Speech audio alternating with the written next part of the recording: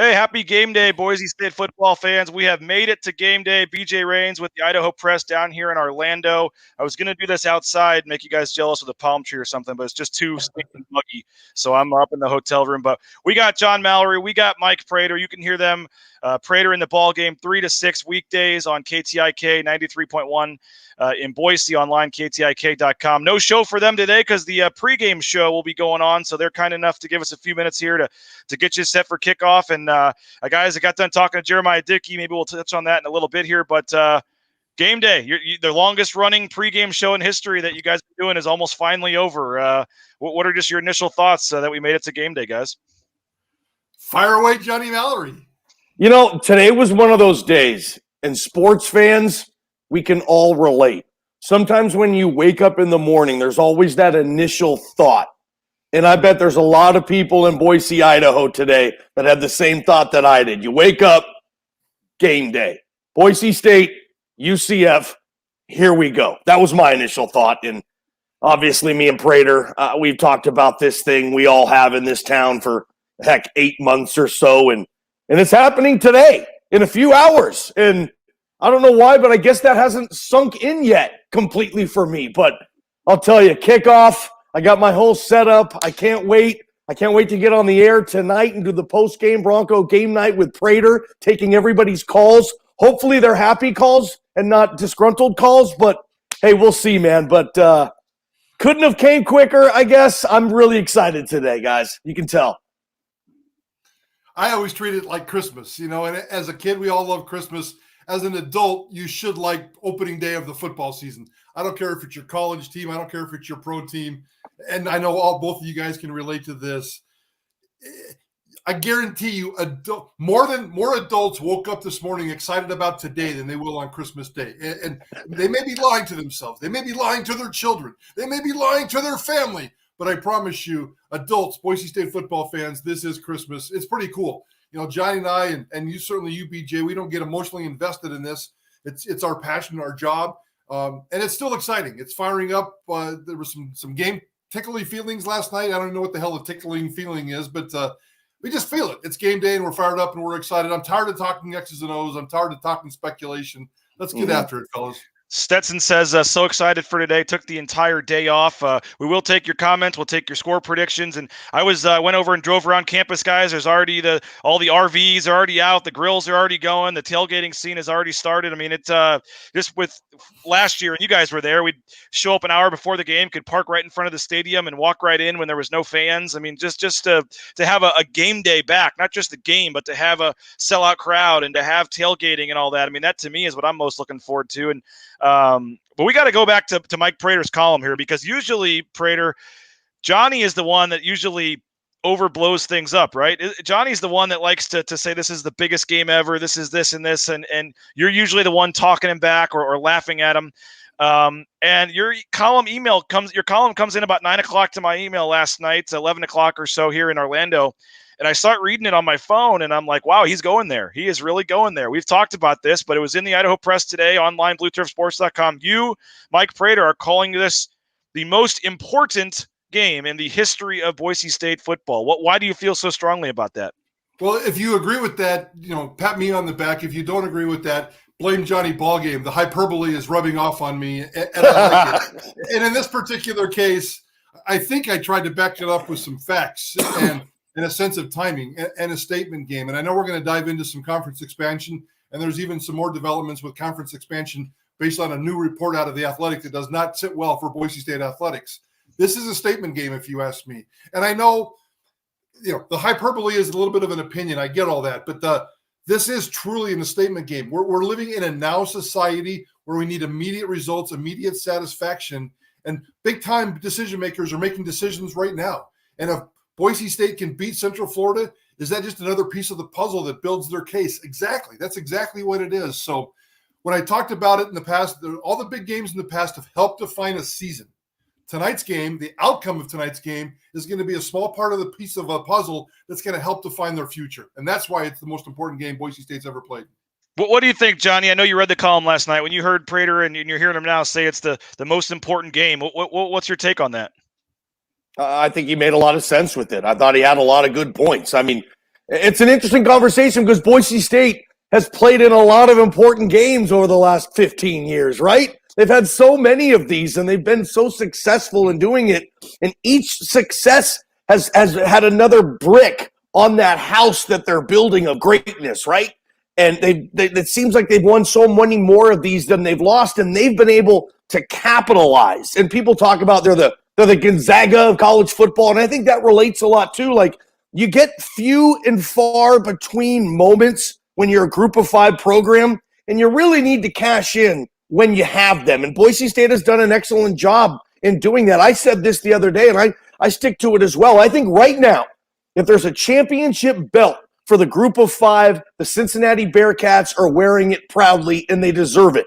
I think the winner of this game tonight is on deck to hold the championship belt if and when Cincinnati loses and gives it up, whether that be to Indiana, Notre Dame, or both of those teams. Very challenging non-con schedule for the Bearcats. Now, if Cincinnati goes through and wins both those games, whoa, okay. Cincinnati's probably going to get not only the New Year's 6 bid from the group of 5, but maybe they flirt with the top 4 CFP situation in that result too. So, yeah, I think this game absolutely monstrous for the Big 5. And Boise State wants this to be a special season, guys.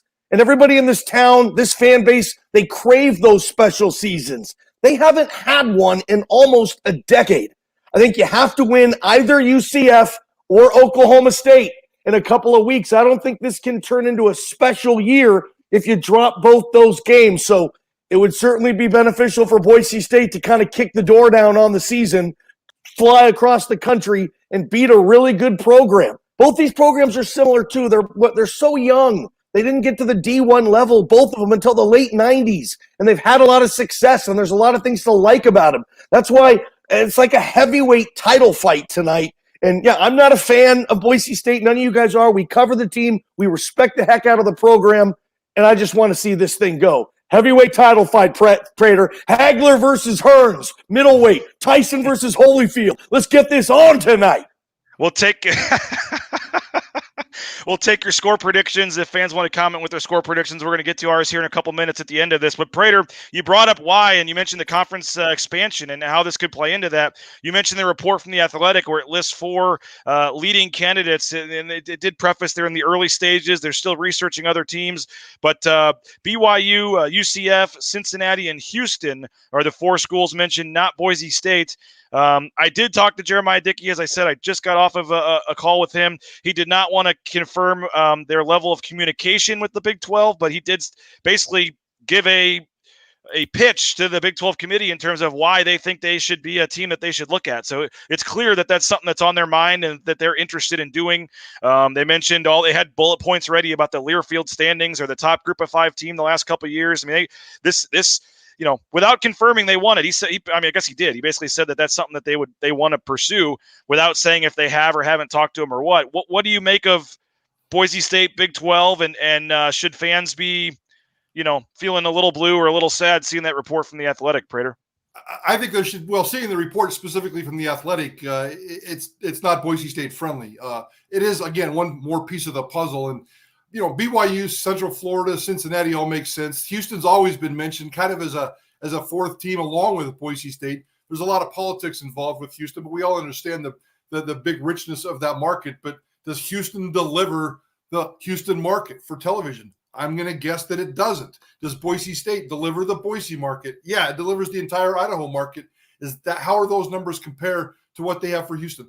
The TV people are going to eventually make these kinds of decisions. What caught me off guard in this column, or in this story from The Athletic just a couple of hours ago, and Max Olson's very well sourced. I'm a subscriber to The Athletic. I love their product, and they do a really nice job. But he said they're quickly reaching a consensus, and sources believe it's possible that the process can move faster than initially anticipated. That leads exactly right into what I was talking about tonight's game. They're making decisions now. If Boise State beats Central Florida tonight, you have to recognize that. If Boise State loses to Central Florida tonight, you have to recognize that. So it is a weekend-to-weekend decision. It's very, very fluid. It's kind of like COVID.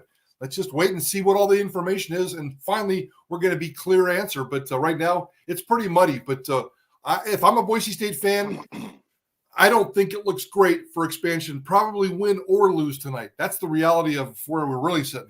And I think we would agree, though, guys. I don't think it's a Boise State or UCF type of thing. I mean, it's probably Houston, right? Of those four, the one that Boise State would probably be competing with. I don't think, I think that UCF seems pretty solid. I would think Cincinnati and BYU are probably on pretty solid. If I had to say who's the one that you could maybe try to sneak Boise State in, maybe you have to hope that some of the Houston or the Texas legislatures or whatever, or the Texas schools, Texas Tech, Baylor, maybe they don't want another Texas school in their league for recruiting and things like that. So, yes, it would help Boise State's case tonight, but I don't think it's like, oh, whoever wins this game is, has the leg up on getting in. I think UCF's in regardless. Like I said, I drove around their campus, guys. It's a nicer campus than a lot of Big 12 schools I've been to. I mean, it's a beautiful campus. It's huge. You're walking to class and there's just palm. I mean, my wife and I were talking about it. She's on the trip with me. You go tour this campus and you go tour, no offense to Boise State's campus. If you bring down the ADs to who are making the decision on this, it's not even close. And so I think that Central Florida, with what they bring to the table, I think is a lock to get in when they add. But I do think that it's an interesting dilemma. And Johnny, what Prater was saying is, if they're going to be sitting around the table deciding, this would certainly show that Boise State is still on that cream of the crop top level if they're able to win this game.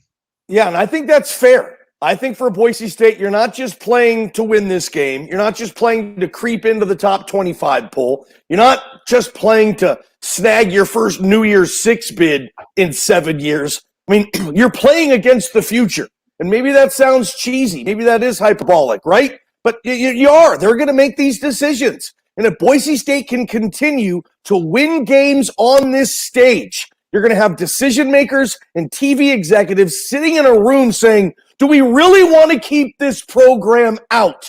How great of a show do these guys put on every time we put them on? All they do is win. Let's put more money in their pocket. Let's give Boise State a Big 12 level television contract and let's see what they'll do with it. Maybe their campus in 20 years looks closer to what Central Florida is rolling out right now. Like that's what's at stake, and I think that's part of Prater's column as well. That's why he says this is the biggest game in the history of the program, because the pot of gold at the end of the rainbow, if you're going to get there, winning this game certainly isn't going to hurt.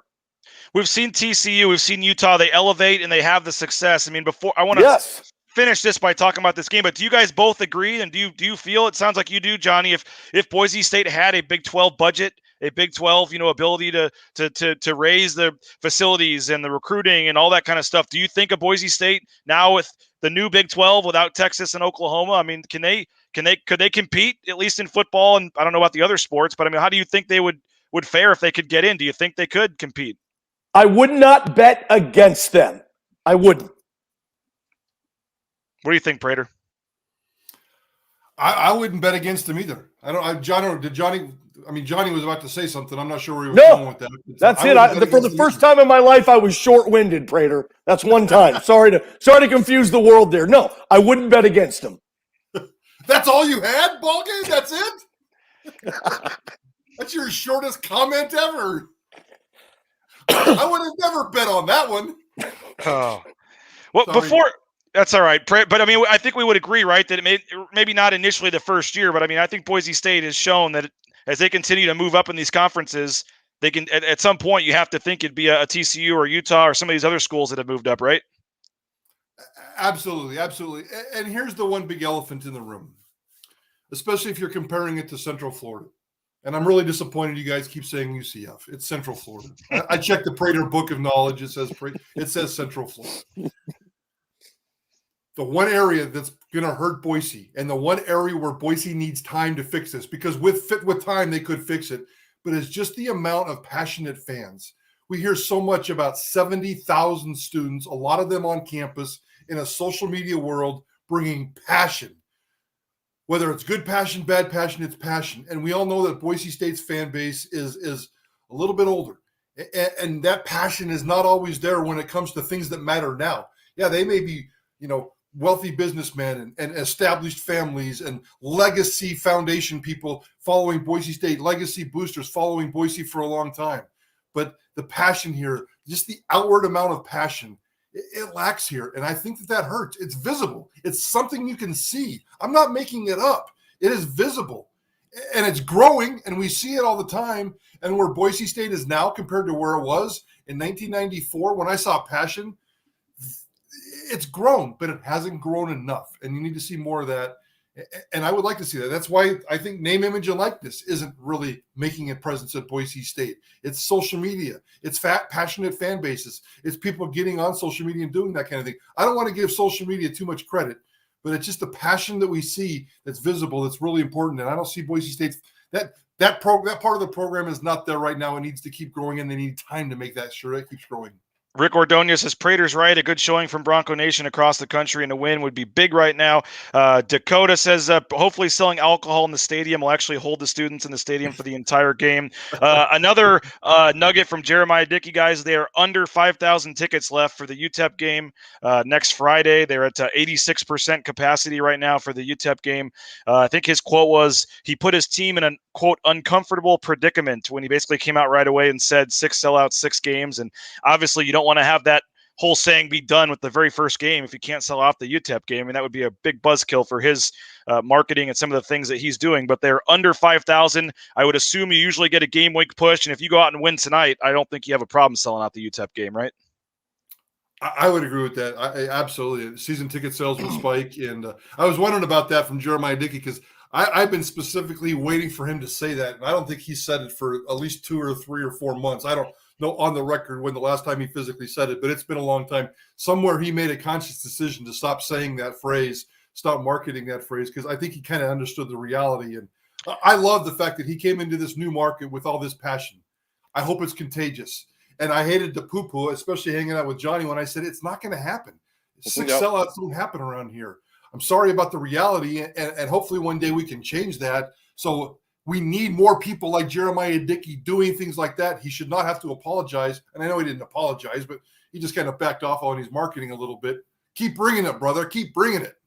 Jeremiah Dickey, real quick, BJ. Jeremiah Dickey, bless his heart. I love what he's doing too. And I think when he got this gig, he kind of scoffed at it a little bit like, yeah, what are you talking about? This is Boise State. Of course we're going to sell out. Like, he comes from Baylor, the Texas thing, like, of course they're going to sell out. Look at all this stuff. And I think sometimes he probably goes home and he talks to his wife and he says, babe, why don't we sell out games in this town? This is Boise State. This is a national brand here. Maybe these guys are right that you don't sell out games here. I can't believe it, babe. I think he has that conversation with his wife. Like, maybe they're right, but he's working his tail off. And I want to step back. Like, they still haven't sold out UTEP. Like, to me, and I don't get that. But again, I'm learning, and I get this town now. But yeah, they don't sell out games, and it's not 55,000, it's 35,000. And maybe the Big 12 or the opponents change that. Maybe it really is UTEP. People in this town really need a juicy opponent. And Jeremiah Dickey has his work cut out for him. And I think Bronco Nation's lucky to have him because he's going to dot every I and cross every T, you guys, to try to do his best to get these sellouts happening. But 6 for 6? No. Cameron Mayne says that's because the Boise average fan base is 97 years old. Ouch. I should say, Jeremiah Dickey also, we asked him about the email that Marlene Trump sent out yesterday. Prater, you had tweeted about it, the concerning email where if the COVID numbers don't flip, that there could be cancellations of large gathering and sporting events.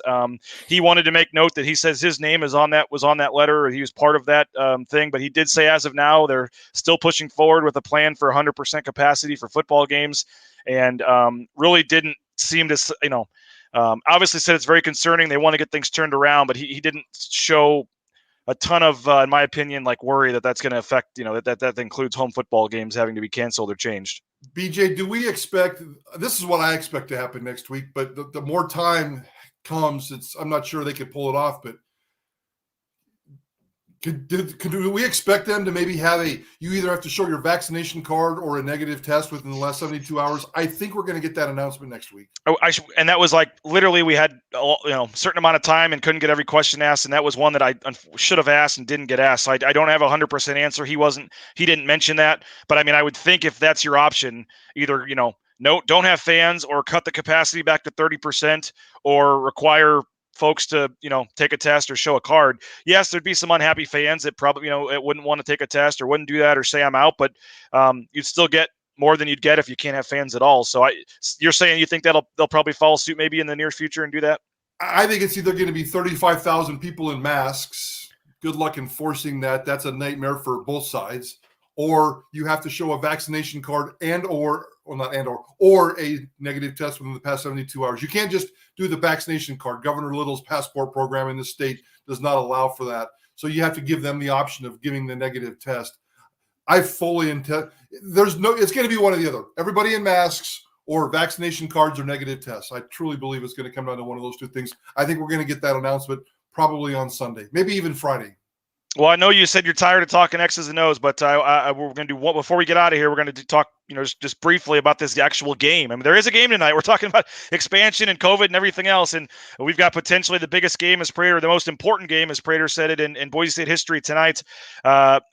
Before I ask for your score prediction, just give me either one matchup you're watching, one area you're watching, one player you guys are watching, and what you think could be a factor in this game. And I think a lot of people have said it, but for me, I got to go up front and take the offensive line and the defensive line, both sides, both battles. I think it sounds cliche. That's where the game is won and lost. But, UCF, as we've talked about, all 5 offensive line starters back.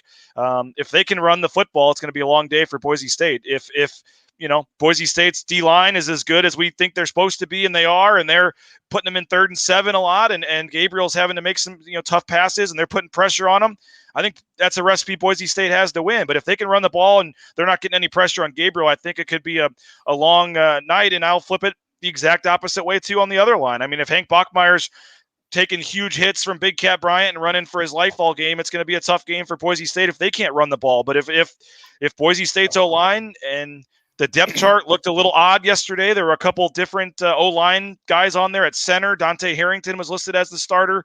And then Will Farrar, the Texas Tech transfer, was listed as a co-starter at left guard. So I don't know if there's injuries going on or what's going on there. If Boise State's O-line struggles, it could be a long night too. So I think both lines, and I know it's cliche, but for me, that's where this game's won or lost tonight. Johnny, where are you looking at? I love quarterbacks, man. I love them. I want to watch Dylan Gabriel versus Hank Bachmeier. Dylan operate against the Bronco defense and Hank do the same. And I'm a big 3rd and 7 guy too, Prater. I think the team that does a better job of putting either Gabriel or Hank in more 3rd and 7s all night, I think they have a clear advantage. Boise State last year got off the field on 3rd down better than just about anybody in the country. Now, I don't think they got off the field much against Zach Wilson and BYU. And that was the one team they played last year that was legit, I felt. I don't know if Dylan Gabriel's going to be in a lot of 3rd and 7s, but they're going to have to find a way to keep it there and not 3rd and 3, right? And I just want to see, Dylan Gabriel play this thing up close, how much better he is this year. I think Gus Malzahn is a massive upgrade than Josh Heupel. I think Dylan Gabriel now has better coaching down there, and we'll see about Tim Plow and what he's going to do with Hank Bachmeier. So that's where I'm focused, guys. Dylan Gabriel, Hank Bachmeier, the schemes and the plays, and I'm really excited to watch and cover this game and talk about it with Prater at the post-game show on Bronco Game Night. Where are you at, Prater? Dylan Gabriel's going to throw for 300 yards. He might throw for 400 yards. He's going to attempt 50 passes, if you ask me, and he's got amazing pass-catching weapons that he can use at his disposal. So you guys aren't wrong, but for me, everything comes down to what Dylan Gabriel can do against Boise State's secondary. Boise State's secondary has great players, but they're thin. And I still need to see the passion of the turnover that has been so much talked about in the offseason. We talked about last year the lack of takeaways with this football team. Boise State will not win this football game if they can't at least get a couple of picks. I don't care if they're for 1 yard. They've got to have some positive plays in the back half of this defense because Gabriel I guarantee you he's greasing himself up with butter right now. He's the slipperiest guy. He's smart. He's got a scheme that really, really works for him. And they're going to pass the crap out of the football today. And Boise State's going to need to respond. The trenches are going to take care of themselves, and that might even be a wash. Wimpy and Noah, we'll see what they can do. If they can turn out to be big playmakers, maybe somebody on the edge. but Skinner and the boys in the back half of this defense, they've got to come up with plays. You can't spend 8 months in an offseason emphasizing the turnover and then come out with this kind of a game tonight with all these opportunities in front of you and not get turnovers. To me, it's about Dillon Gabriel and the back half of Boise State's defense. This guy says he's nervous about the the speed of UCF. The DBs are going to need to give them some space. This guy said, watched UC Davis football last year. No offense, but it looked more basic than a girl with a pumpkin spiced mocha. Hopefully Hank makes the right pre-snap reads. That's the unknown for me, what this offense is going to look like. You never know what you're going to get on here. Shawn B does say Johnny Ballgame's passion and enthusiasm is contagious. We were here in Orlando for the game. We aren't 97 either. Final thing, guys, give me a score prediction. I don't know if you've noticed or not. The line has now risen all the way up to 6.5 this morning today, and it is still climbing for Central Florida. I've even seen 7 in some spots, Johnny. So, why do you have that initial reaction there of the line jumping? Because you don't see a line jump 1.5 in a 24-hour period unless somebody either knows something or there's like no money being bet on Boise State. The whole point of an emphasis of a point spread is to get even money on both teams, okay? They have to find a way to get just as amount of money bet on Boise State as UCF. So if they keep putting the line up, they're just begging people to bet on Boise State to even it out. That's how the casinos make their most money, essentially, if they get even money on both. So you just don't see a line jump 1.5 in 24, 36 hours. So that's interesting. That's interesting. My reaction to that is I think group of 5 games, and no offense to the Central Floridas and the Boise States of the world, but group of 5 games matter in these sports books. And these national bookies come in, and the first thing that they do is they go to the Power Fives and they bet. But on game day, they wake up and look at the day sheet. There's a lot of money being bet on these quote unquote, middle tier programs, middle tier games, not Power 5, not Notre Dame, not Florida. So there's people showing up in sports books today spending a lot of money. And it's not so much about the line, but it's about the money that's coming in today is going to make a big of a difference to me. So it's a little bit of what you said. It's a little bit of what I said. I've always noticed that group of 5 games change a lot on game day because the sharks, the books, the guys that come into the casinos, and that's when they start betting on those games, not where they do it in advance on like a big Notre Dame game. For me, I'll take as many points as I can. I think Boise State's going to lose this football game. I've been saying that on Idaho Sports Talk, but I've been taking the points ever since it was 4. Hell yes, I'll take 6 or 7 points. I think it's going to be something like a 42-38 type of football game. I think Dillon Gabriel and the guys are going to score some points against this defense. It might be a little bit higher than I might be a little bit too high in terms of that prediction. It might be high 30s against low 30s, but Boise State's going to stay within the line. Boise State's going to lose this football game, and Boise State, I think, is going to start this season. I said this the other day on the show as well. I think Boise State might start the season 1-2 and then dominate the Mountain West Conference. 42-35 UCF's what Cameron Mayne has. Dayton 35-17 Broncos. The D comes up big tonight.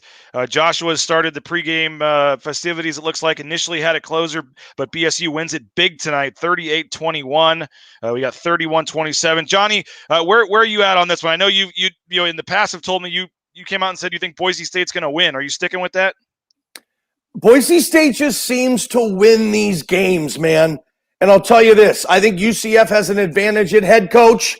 I think UCF has an advantage at quarterback. And obviously they have an advantage playing at home. So typically with those 3 things, I would say, yeah, that team's going to win the game.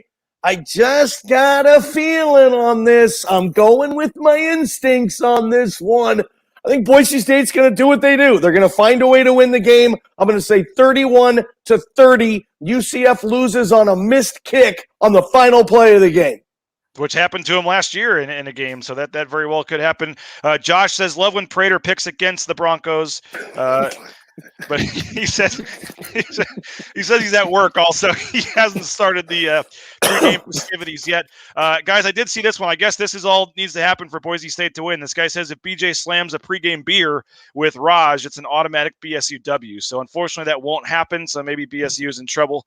But I guess that's all that needed to happen. So maybe a post-game beer afterwards. There you go. So we got the 5 hours of pregame. It just started, guys. If you're in Boise, you can listen KTIK.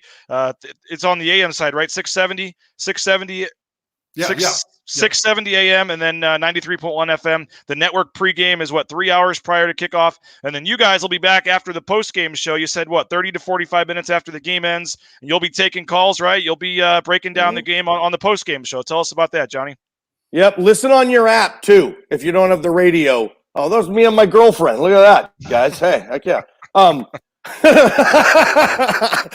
Yeah, listen on the app too. We're available. Download the KTIK app if you haven't already on your phone. Super handy, very easy to navigate through, and yeah, all day coverage on KTIK. Can't wait, Prater. It's going to be fun.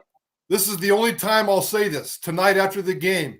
Less Prater, less ball game is a good thing. We want to hear from you guys. This is a caller-driven show, and I think win or lose, the angst or the passion is going to come out in Boise State football fans. It's one of my favorite things to do all year. I love hanging out with this dude 3 to 6 every single day, Monday through Friday, but Bronco game night, hanging out with fans and listening to what they have to say is my favorite part. So we hope to hear from you guys tonight about 9:30, 10 o'clock.